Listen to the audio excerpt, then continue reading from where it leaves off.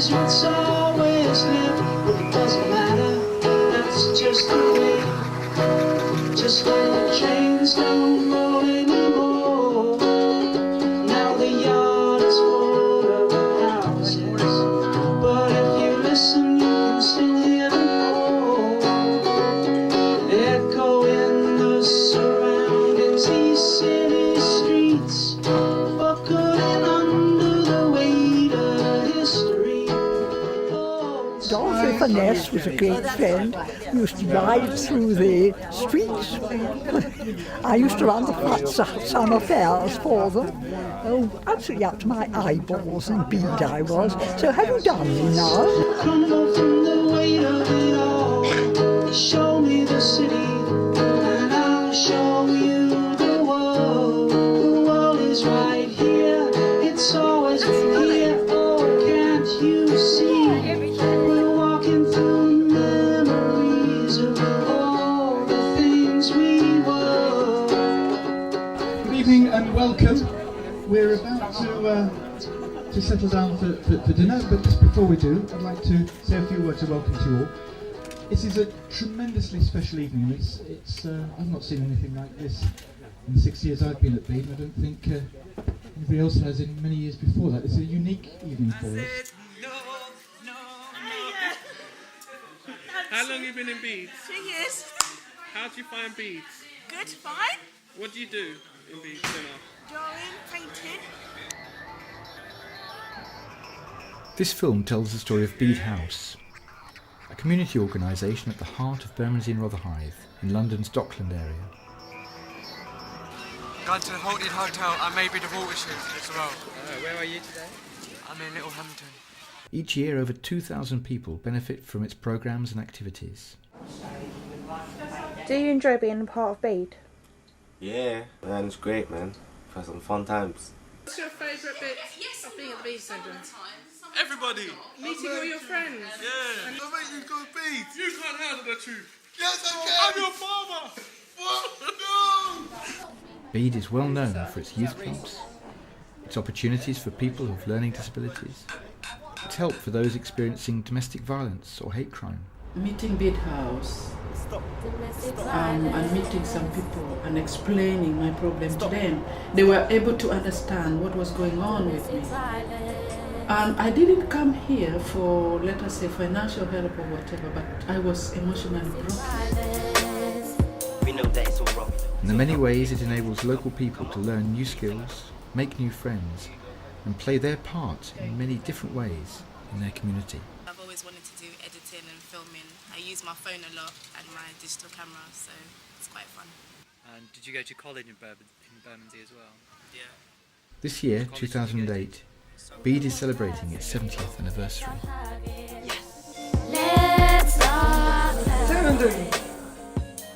We will tell the story of Bede in Bermondsey and Rotherhithe through the eyes of some of the people who have been part of it all. This is June, who was one of the cleaners at Bede Centre. June is still with us. Her husband just died earlier this year. On the left, isn't it? Yes, yeah. Come on, come on. I'll tell you who was asking for you the other day. Martin Kimber. He was a youth club bloke in what's his name's time? Charles's time. By and large, when I came, the community was almost entirely white. My name was Gom and Gom Road and Lady Gom House and all the rest of it. He thought it might be amusing to have a PC. That's how I ended up here. We started the Adventure Project. We started the literacy scheme, which became the Education Centre and has developed on since then. Well, I was thought to be pretty odd to be living in the settlement in Bermondsey. We were most of us students, not all. We were most of us young. What came back was the white walls that used to be there and the daily painting out the racist graffiti. If you then go back and work with them 6 months later, you've actually lost credibility because you abandoned them. Just outside the Mayor's office is that amphitheatre. Right. We've done a couple of dance performances there. My name's Teresa. I'm a work at the Bede Centre. I'm a support worker. How long have you been here? I've been here about 4 years now. Well, that's a bit long. It's a lovely place to work.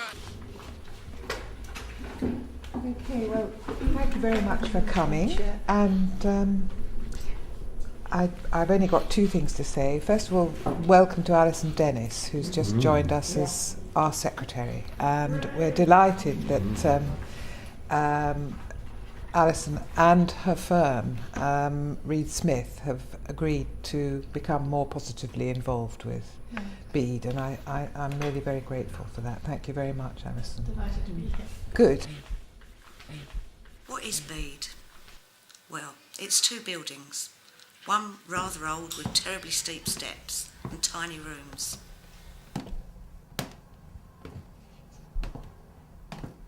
The second is bigger and modern and much roomier.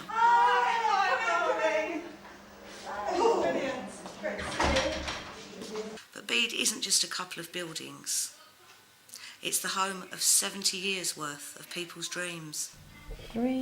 Some people came to learn a skill, sewing or art. Some came for keep fit and healthy walks. Some came to have fun and adventures. Others came for help and advice. Some just came for a cup of tea and to spend some time with a friend. People came to work. I don't like all this is too nice. And what are you doing the payroll? Are you And some still doing gave their time voluntarily. We're still using the same. Some came just the once. Others came and brought their children and their grandchildren. And the wonderful, amazing thing is, they're still coming. Bede is not just a building. It's the sum of every person who ever walked through the doors.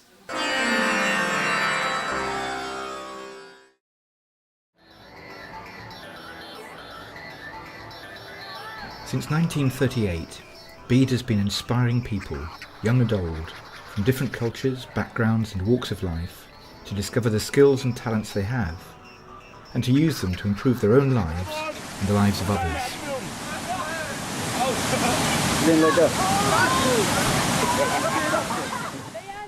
Bede has been at the heart of the community in Bermondsey and Rotherhithe during some of the biggest events this historic part of London has ever seen. The people who have been part of Bede have seen good times and hard times.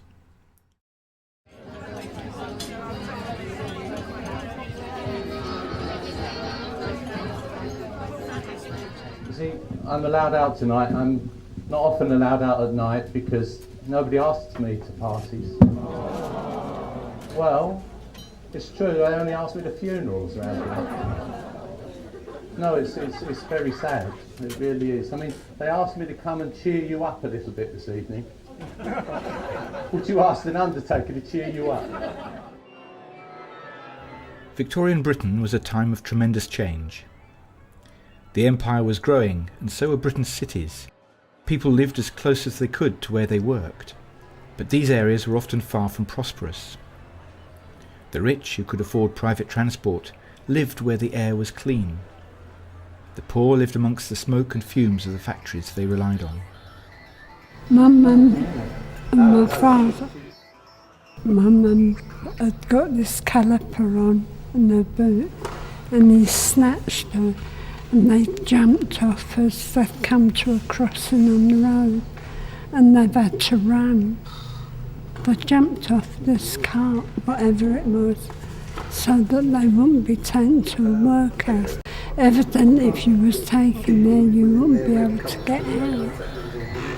Victorian society became aware of the poverty on their doorsteps, and a new generation of philanthropists decided to do something about it.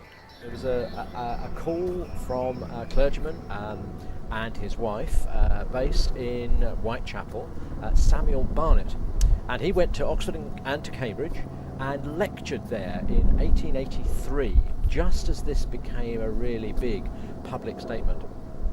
And as a result, a group of students came to live alongside local people in Whitechapel. And that just created an amazing movement. Suddenly, out of nowhere, Cambridge House, Oxford House, and a range of other settlements all began just around those 2 or 3 years. They suddenly saw what it was like, what difference it made to their lives to meet people of real difference, with a really different experience of life. I first came to Bede as an undergraduate at Cambridge, at Clare College, in my second year there, about 1962-63. We had a Clare weekend at at Bede to experience what went on there.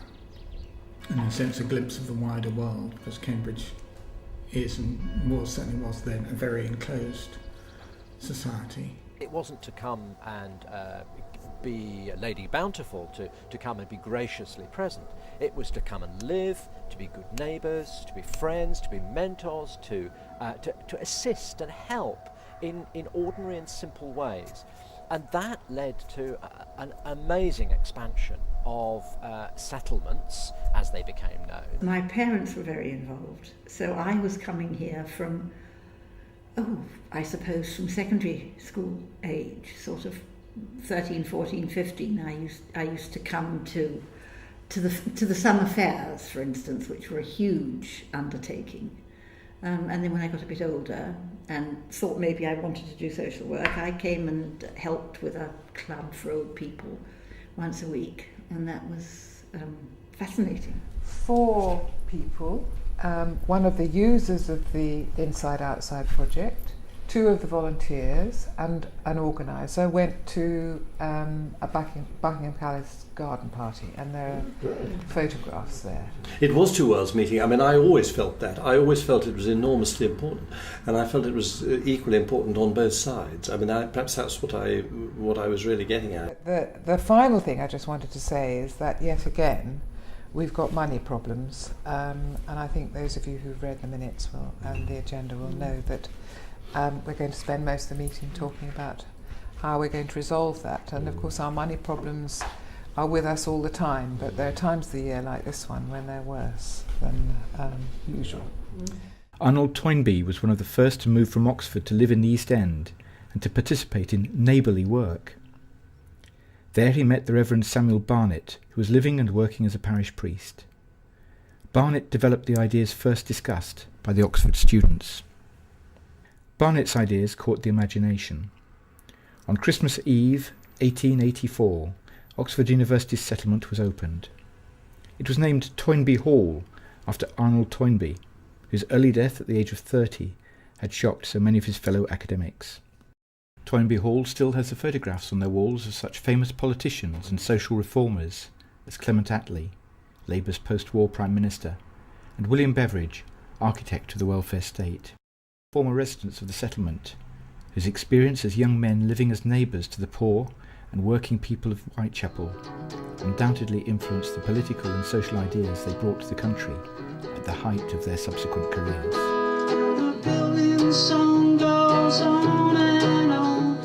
In Bermondsey and Rotherhithe, the factories and docks sustained their own communities of families struggling to make ends meet, often in desperate conditions.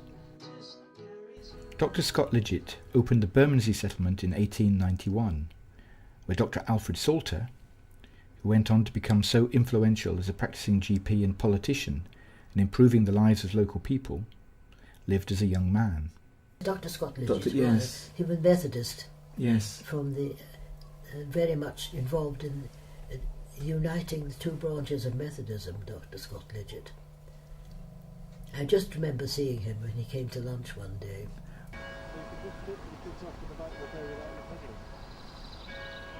Clare College, Cambridge established a mission at St Mary's Church, Rotherhithe. And the Time and Talent Settlement opened in 1887 to encourage wealthy women to use their time more productively to improve the lives of the factory girls and women of Bermondsey. In 1907, a granddaughter of Queen Victoria, Princess Marie Louise, opened a new settlement at 106 Jamaica Road, which came to be known as the Princess Club. A strong Christian ethos underpinned its work, but it was open to all and did not seek to convert or impose religious practices on those who came. Its primary focus was on the needs of local women. Miss Nellie Hooker. I was educated at Rodine in Brighton, and then I became a resident in Bermondsey, and I lived at Time and Talents. And it was there that I wanted to give my time and talent to those in need. Nellie Hooker had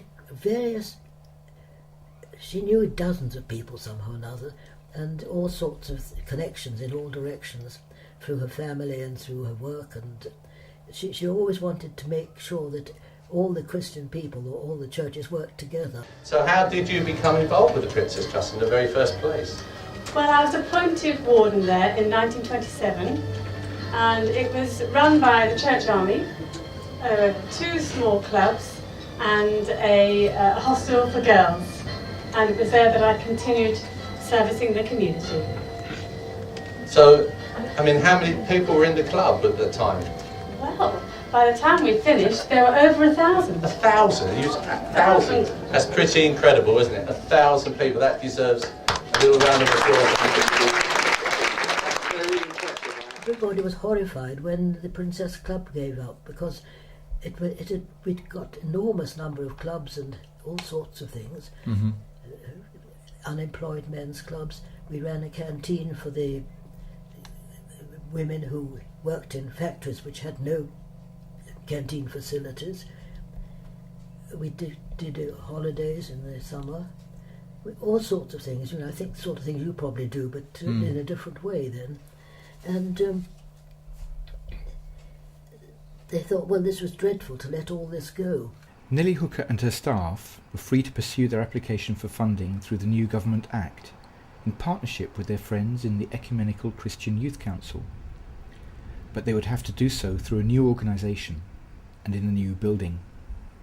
You will appreciate that the granting of a lease for 99 years at a nominal rent is one which presents considerable difficulties. Those who knew you, let me tell you how they describe you. Unquestionably, a good leader, a source of strength, and that you needed no Women's Lib or Sex Discrimination Act to get your voice heard. Are they right? Well, I was only being myself. I believed in God, you see, and I wanted to show that belief to the rest of the world and to those that I work with.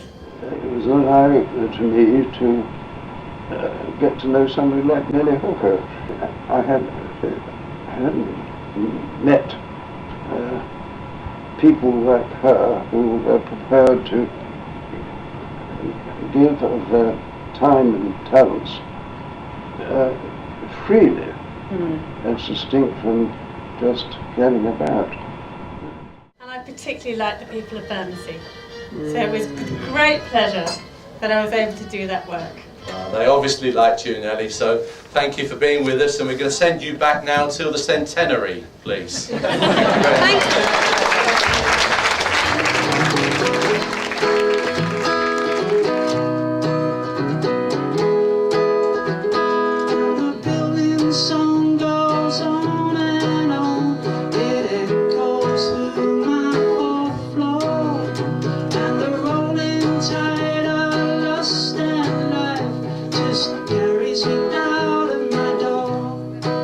Hooker and her friends chose to name their new settlement after a Saxon monk and scholar, known to history as the Venerable Bede.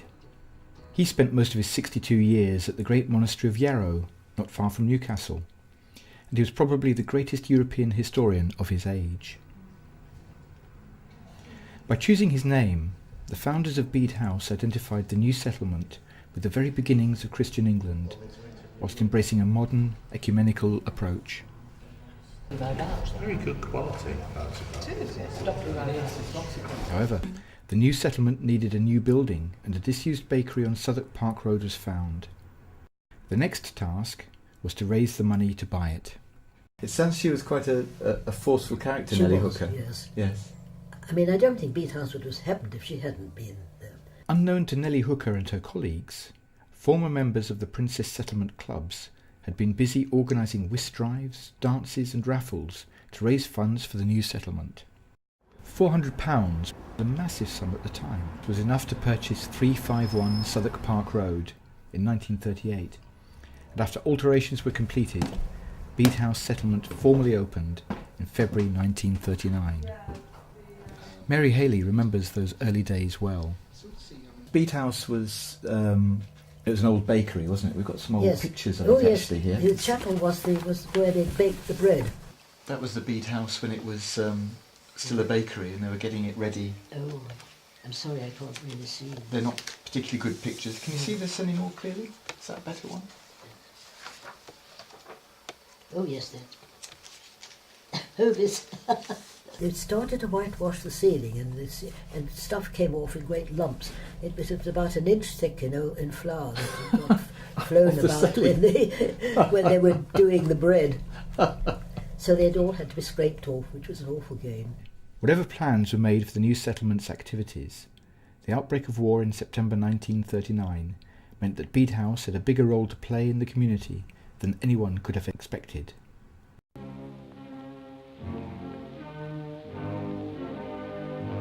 Bede House's location on the edge of Rotherhithe's dockland and amongst the factories of Bermondsey placed it on the front line of the new type of aerial warfare.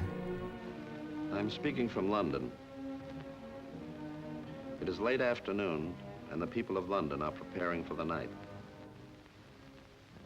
Everyone is anxious to get home. From 1940, Hitler's bombers smashed the docks and factories day and night. The dusk is deepening. Listening crews are posted all the way from the coast to London to pick up the drone of the German planes. Soon the nightly battle of London will be on.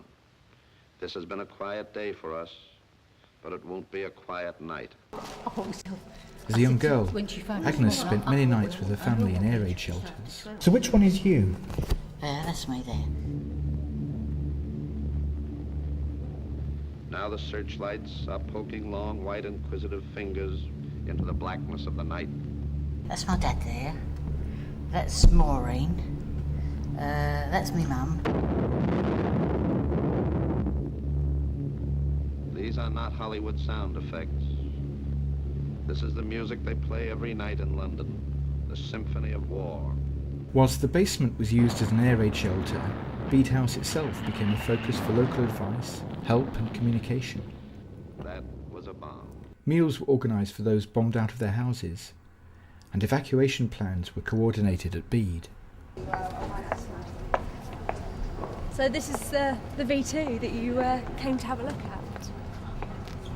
Wow, look there. It's big, isn't it? It's far bigger than you'd imagine. Fantastic, man. Yeah. There was this most almighty bang, and I was propelled from the dining room into the big front hall. Stella came running down the stairs saying, "Mary, are you all right? What's happening?" And with the rocket had gone through the John Bull Arch, the railway arch at the top of the road. Yeah.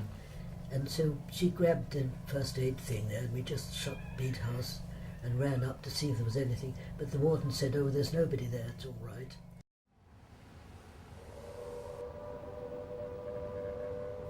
But then after that week, during the following week, anyway, we were bombed every night, of course, and more people were lost their homes.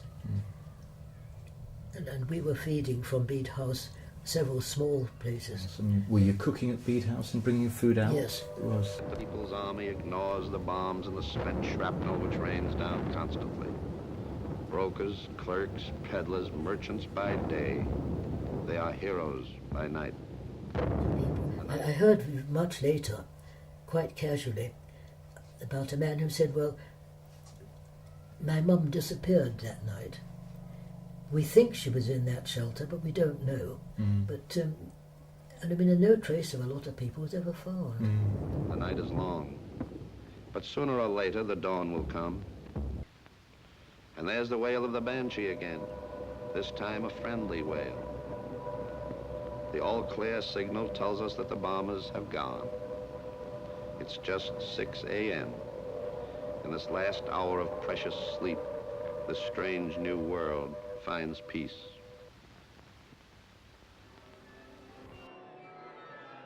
By the war's end in 1945, Bermondsey and Rotherhithe were battered places. Half of all the children in the area had been bombed out. Of those houses still standing, 2/3 had no bathrooms, and nearly 3/4 no access to hot, running water. 3/4 of the schools had been bombed out, and there were no bookshops, tea shops or restaurants in the area. Bede's post-war appeal for funds was on the basis that the young people of Bermondsey are tomorrow's citizens. They dwell in drabness in a corner of the world's greatest capital city. The object of the appeal was to open a new centre where Bede could run clubs and social activities for local people of all ages. Nearby was the bombed-out Lady Gom Memorial Hospital.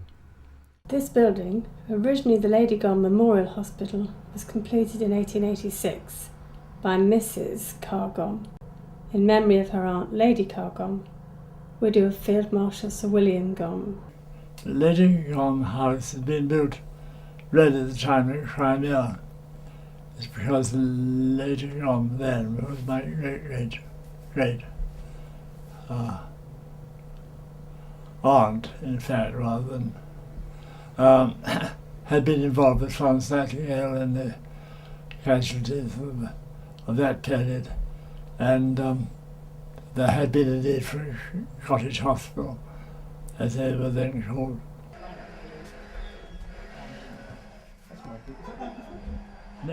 After the war, Richard Cargom gave up a distinguished military career to work with poor and isolated people in Bermondsey. Remarkable for a man to be doing that job in those days, let alone a man with your sort of military background. In 1957, Richard's contribution was celebrated on television when he was Eamon Andrews' subject on This Is Your Life. Well, again, there's my father. Bede House was important to Richard in those early days. I had nowhere to eat. Yeah. Bede seemed the obvious place to make as a sort of centre of the day. Yes. Yes. So I would go there at lunchtime. Bede House was a wonderful refuge and sanctuary, and so I would call it there. They were very warmly welcoming. I see enormous need for settlements, for community organisations, for volunteers to bridge the gap, really, to draw people together. The new Lady Gom house was visited by His Royal Highness the Duke of Edinburgh and opened by the Lord Mayor of London on the 9th of December 1948. And it was home to Bede clubs and activities for over 20 years. Lady Gom House was a bustling, busy place now in the 50s. The play centre offered a range of activities for young children, such as drama, painting, cooking, dancing, games and help for parents. Well, the people who, especially in 1958, round about that time, the people who lived here really were what I call the salt of the earth. The only parts that existed still were those two big blocks of flats at the end, and they were built before the war.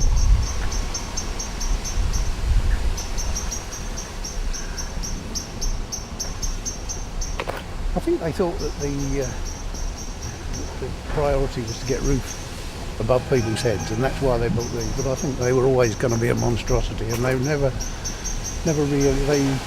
really filled the purpose that they were. Never really fit for purpose, I don't think, because they broke up communities rather than. That's why we've gone back to this sort of thing. They were very much the locally based charity. Big Friends District Factory, Mollins Machine Company, all these big old firms that had been there for years, all paid regular amounts into Bede as their local charity, and you had somebody who would go round and cheer them up for more money, etc. We don't have the companies so much anymore, although I've thought that the Daily Mail and people like that who have got big premises just down the road could well do more for what still is or could be termed as the local charity really for Rotherhithe. I mean, there are other ones as well, but Bede to me epitomised the best in voluntary work anywhere in this area really. Bede over the years was very strong at developing relationships, mainly relationships with the community, but relationships also developed within the organisation. In fact, the Bede became an unsuspecting but active dating section. Let's see. Now wait a minute. Please stand if you met your partner at Bede.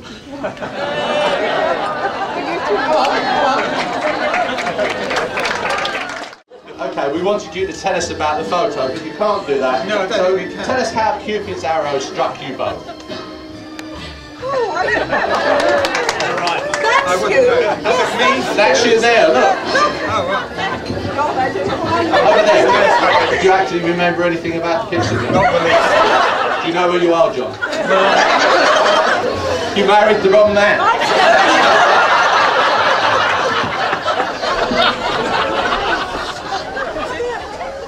Tina and John Stanley lived in Bede House in the 1960s and remember helping to run the clubs in Lady Gom House. Kitchen the other side of there, and the club I did, which was Clare Club. Do you remember Clare Club? I'm sure you do. Hawks. Yeah, I couldn't remember Hawks. They were the little ones, right? In relation to the clubs, one of the best evenings, West Side Story was put on for the first time in London, and I took 6 boys from the club to West Side Story. Well, first of all, most of them had not ever been north of the river. I mean, that was right out of their territory. And secondly, they'd never been to the theatre. And thirdly, they'd never seen anything that they could relate to so closely as West Side Story. And we had an absolutely wonderful evening. I mean, they were absolutely hanging over the stage. It just sticks in my mind as being one of... That's why I say, we just had a lot of fun. Whether it was trips to the West End or visits from celebrity guests to summer fairs, Bede has always looked for ways to bring excitement, even a touch of glamour, to everyday life. The 1960s and 1970s were times of great change in Bermondsey and Rotherhithe. I think I moved in 1968. And where were you living? In Maydew. In the tower block? In the tower block in Maydew. Moved from North London. Never heard of Bermondsey. Found it... Didn't know anybody. I didn't find the people very friendly when we came here first. It's only when the children started school that you started to make friends and get to know the area. No. That one. That's Billy Walker. Billy Walker? That's Billy Walker. Billy Walker. And O'Shea. But I think that you'll find that's his missus. Yeah.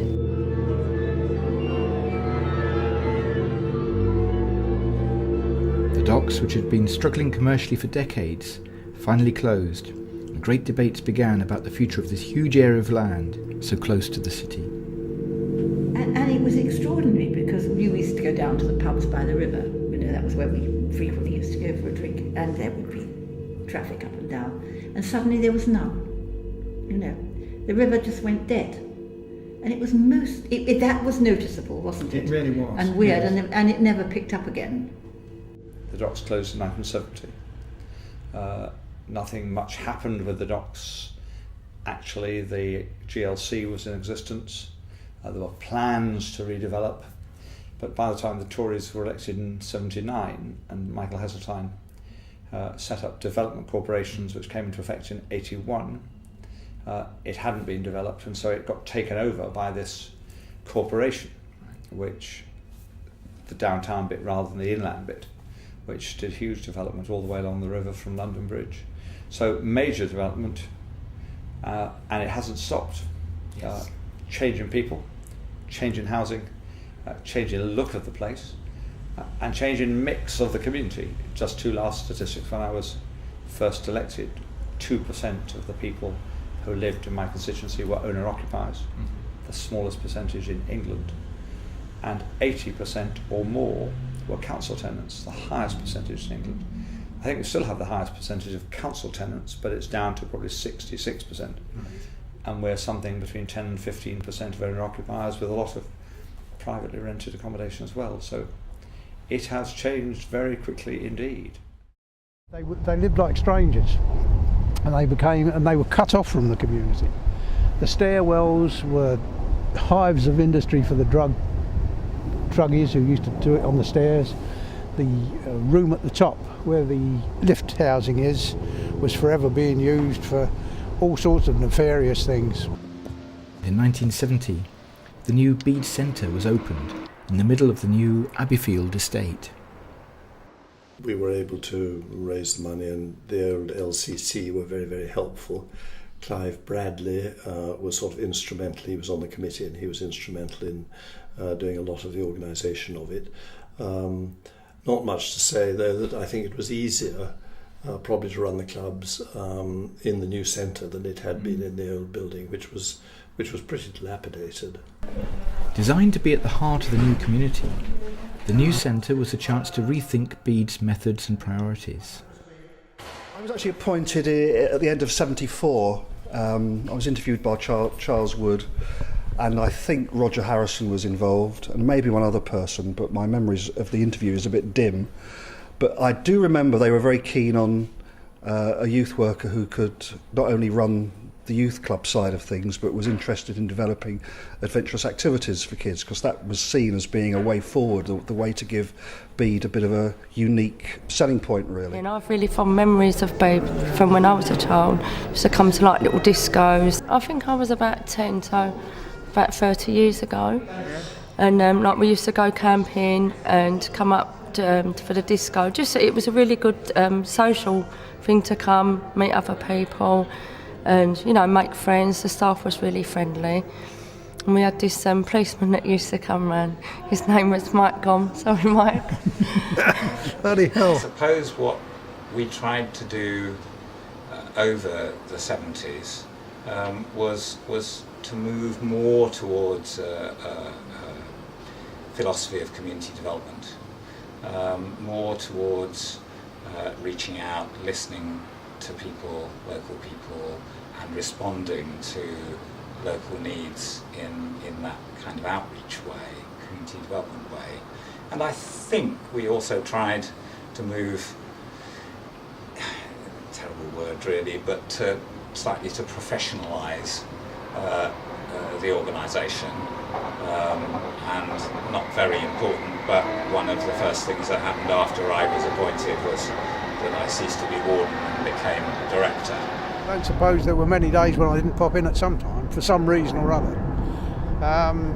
Remembering that I could do all my own duties in those days. I wasn't restricted in, as long as I did 8 hours at least a day, I could do those 8 hours whenever I wanted. In the youth work direction, we were talking to particularly Mike Gom, who's still involved and was then a PC and was a PC in Rotherhithe for 25 years in a way that would never be possible now, and had a fantastic understanding of the needs of local young people. And he was saying we've got to do something more adventurous. The biggest amount of work that I did was social work. What they desperately needed, which was where Mike Gom came in, was something that challenged them. Oh! Something that wasn't illegal, that actually gave them a buzz. Jumping from the highest bit that we got to into the pool was scary. But I thought, if a girl can do it, then I can definitely do it. So I jumped. And that's really what the Adventure Project was all about. Good morning, sir. How are you feeling this morning? Tired, go away. Tired? Go away. Are you ready for the surf? Yeah. He's ready for the surf. Social work and youth and community work were becoming much more professional in their approach. And with the great changes in Bermondsey and Rotherhithe, the nature of the local community was changing.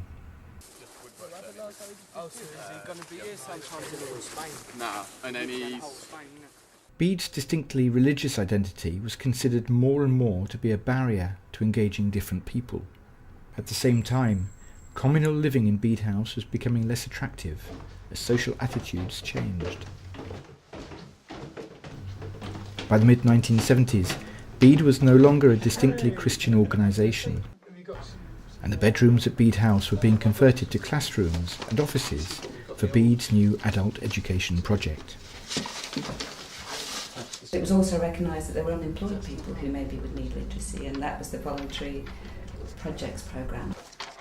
And then eventually our funding ran out as well, and we were looking for other funding, and that came from the London Docklands, did it? I think we applied to everywhere, you know how you do. Yes. We went to the GLC, to the IEA, wasn't it, at that time, put an application into them, maybe Southwark Council also, maybe the LDDC, which was coming on stream down the road, and got some money to continue from that following spring. 30 in this one, yes. How many children? 3 probably. At one stage we thought of having it in a cellar, having a crush in the cellar, didn't we? That'd be scary. They had a print workshop They down did. there. They I mean, how, Is it you know. still? Can you still go down there? Is it Yeah, falling apart? it's dried out a bit Has it? actually. We can store stuff down there now, but we've done no structural stuff since in my time. Yeah. The main thing was worried about rising damp, which I think has stopped now. Mushroom project is what we need. Mushroom project. The characteristics of the Bede we know today were taking shape during this period.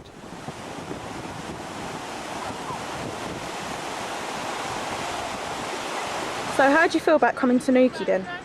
Alright, just the weather, man. Like, it's good, like, get away from London, innit, man. The violence there's too much, man. So what are you looking forward to today then? Getting back home.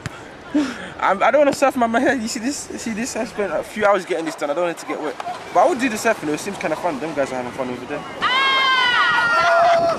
Okay, so what are you looking forward to most throughout the whole trip? Oh, just surfing, actually. Surfing must be the one. Just getting away from it, really. If you want to know what my real reason that I like about the trip, is just getting away, innit? Bede's youth work recognised the value of getting young people out of their local neighbourhoods to experience new and exciting challenges in the countryside. Bede's adventure activities and summer camps have been a feature of growing up in the neighbourhood for generations of young people.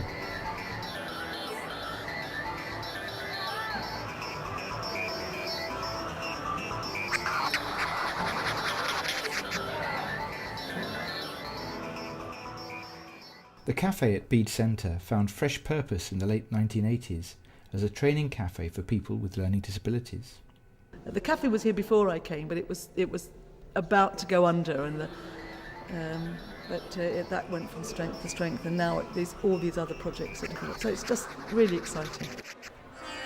The practical skills trainees learn are then carried into a variety of other community settings, as volunteers and as employees, which means that participants not only receive a lot by coming to Bede, but they also give a lot too. I'm training to cook in the kitchen, to get a certificate for the training in the kitchen with Caroline. What do you enjoy about the Bede? Well, I enjoy Wednesdays cooking in the cafe. Bede is also good for job search, helping people get jobs in Bede. First, you kind of internet job search on the papers, go online, send off CVs. We actually go out to West End or Tottenham Court Road to hand out our CVs. Yeah, to do work establishments. So I think Bede is really helpful in that way, help people getting jobs. And the Bede House. Stop. Domestic violence. Domestic violence. We know that it's all wrong, so help the victims. Come on, please sing along. The Domestic Violence Project supports women and men and their children who are suffering emotional or physical abuse in relationships. Right. I first came to Bede just after I graduated. I was the Clare graduate worker, which was an opportunity to work at Bede for 6 months for someone who'd come from my college. Do you want to speak to our LGBT worker? I know about risk, so I will administer a standard risk assessment, which is 20 questions, and that helps us understand who is at the most risk. Helps us understand the nature of what's going on and what we need to do. It also helps the person coming for help realise that she's not imagining what's happened.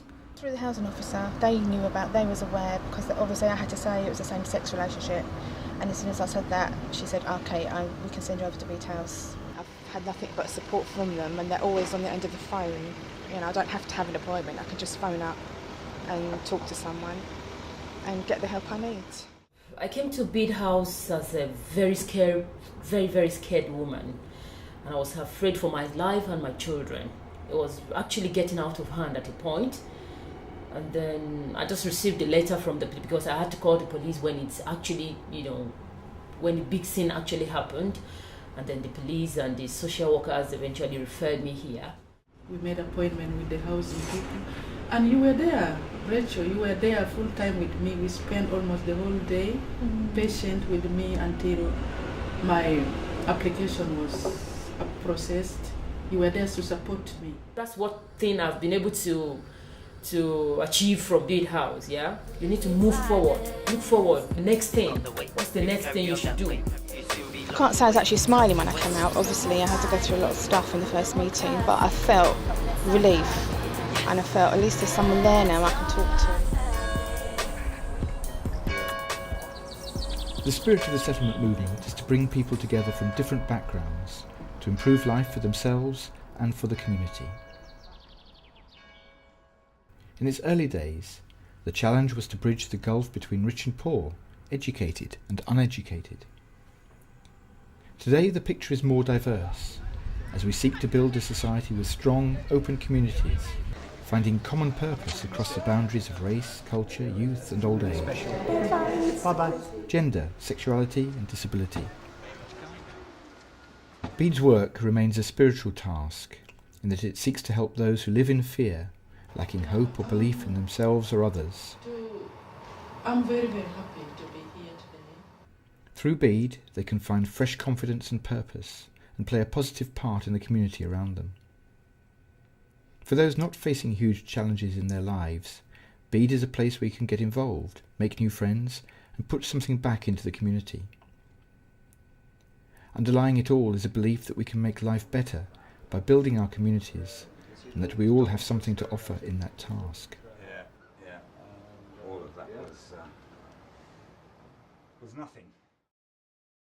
Recently we lost one of our greatest supporters, Sir George, who ran the youth project, or headed up the youth project for a very long time, and Sir Barry Wilson and Andrew, who's still with us, and these are extremely important people to the organisation.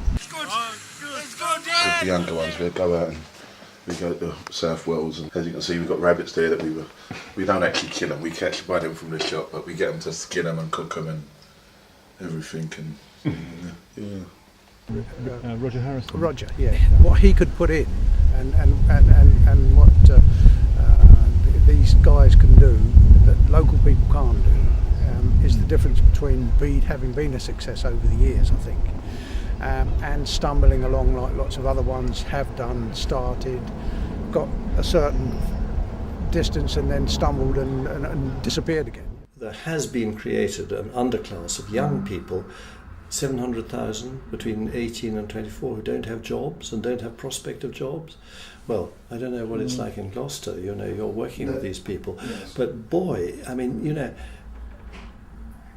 we couldn't have conceived that it would be as tough as that in the 1950s and 60s. We thought everything was going to get better, I was working in Woolworth, and we took a group of young kids away, and they see the sheep. They've never seen sheep before. They run.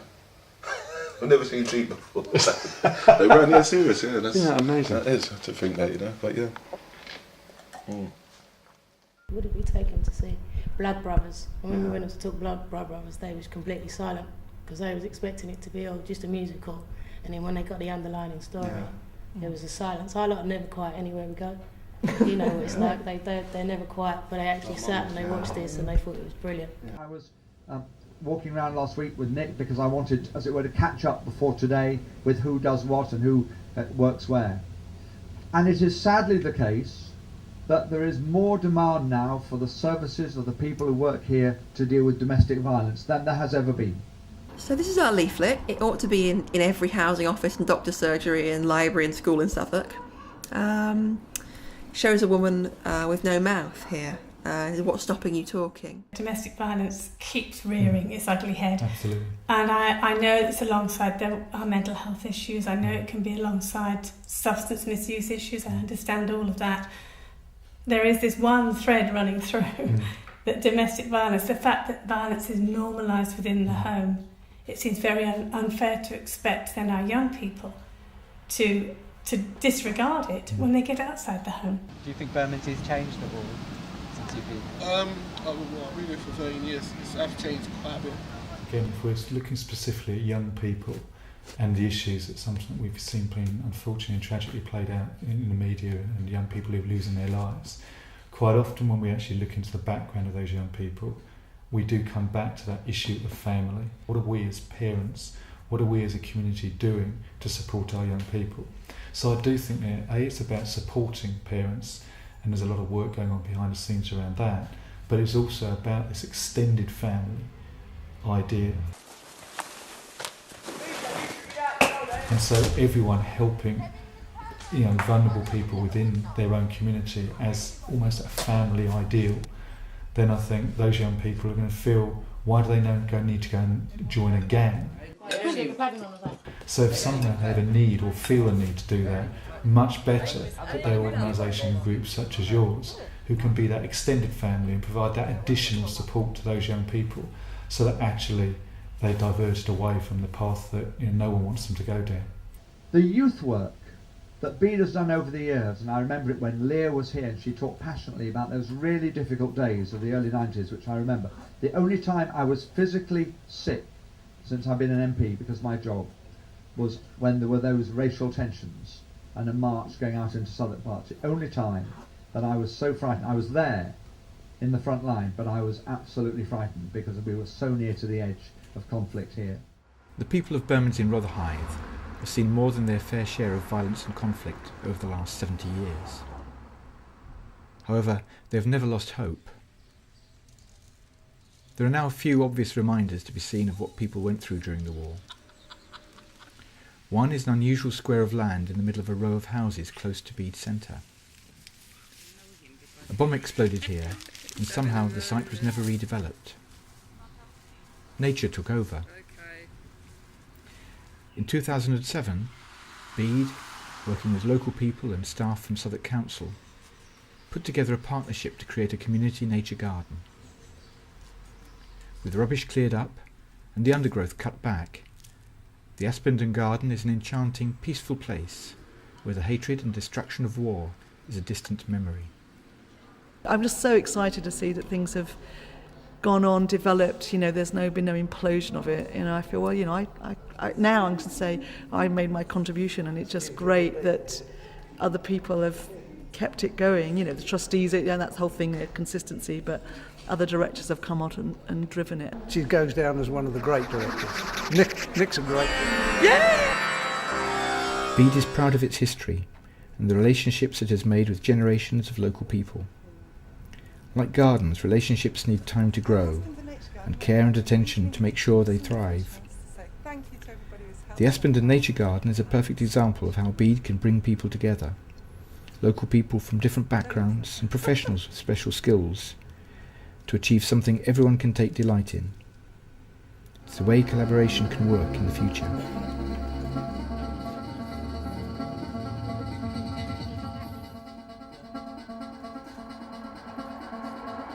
Every week for 43 years she's looked after Bede and looked after us. There's no one in the organisation more trusted and more loved than Sylvia. Julie Morgan.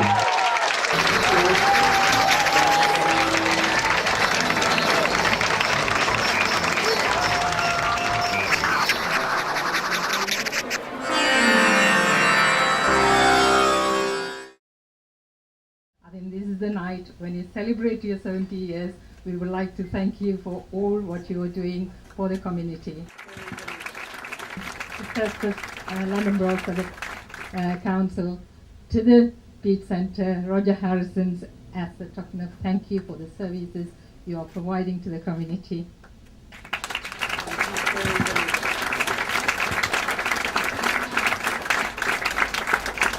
There are so many people, including in this room, volunteer people, like your project, if I may say so, whose whole purpose in life, and I'll pick out the phrase from the wonderful wartime song that Mary, you so brilliantly introduced, was to give love and laughter and peace ever after when the world is free. And what Bede does, what Bede is here for, is to make sure that whether you have learning difficulties, or whether you have a disability, or whether you have had a difficult relationship, or whatever your background, or whatever your circumstances, or whatever your income, you can have that love and laughter that can liberate you to be the full citizen, which gives you status that's the same as any kings and princes who walk down the aisle for weddings in St Paul's Cathedral. And that, Nick, is the tribute to Bede. And I just want to say that that is a contribution without price, without price. But I hope that all of us who have any influence will be so inspired by tonight that we will go on supporting you in whatever way we can, so that there will indeed not just be 70 years, but there'll be 80 years and 90 years and 100 years. Not for the sake of it, but because it changes lives. And once changed, they can never be changed back, and they're always being changed for the good. So thank you, Bede. You have given the most fantastic contribution.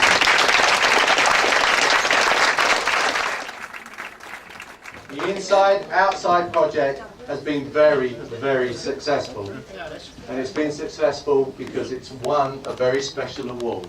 The Inside Outside project, we support volunteers like Leslie who give their time, their skills and great efforts to enable elderly people to be independent in their houses.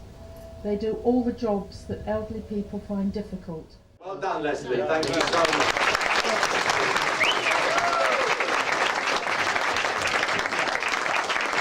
I think the thing that really impressed me more than anything was that by doing this project, you were filling a gap that the statutory services couldn't fill. But mainly what you were doing were putting two vulnerable groups together and actually giving cohesion to the community. And I think that is extraordinarily important. It gives me great pleasure to present this award. There are only 7 voluntary awards being given in Greater London this year, and Bede's Inside Out project is one of those. So I'm very, very pleased to be able to present this to Verity and her team, because I know it's very much a team effort. Congratulations.